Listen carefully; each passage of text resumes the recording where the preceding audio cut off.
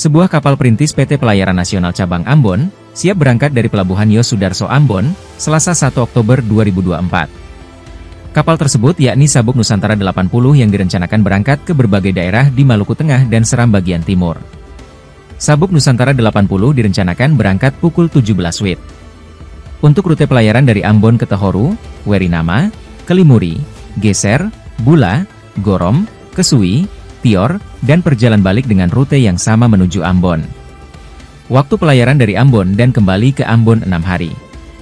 Namun, bisa saja ada perubahan waktu, tergantung cuaca dan teknis kapal saat melakukan pelayaran. Hal tersebut diungkapkan Mualim IKM. Sabuk Nusantara 80, Dadi Cahyadi kepada tribunambon.com di pelabuhan. Lebih lanjut, terkait kelancaran pelayaran, dirinya mengaku bahwa pihaknya akan terus mengikuti informasi BMKG dan KSOP setempat.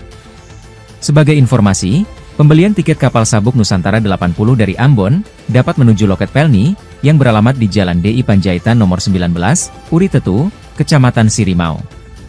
Sedangkan pada daerah lainnya, dapat membeli pada pelabuhan terkait.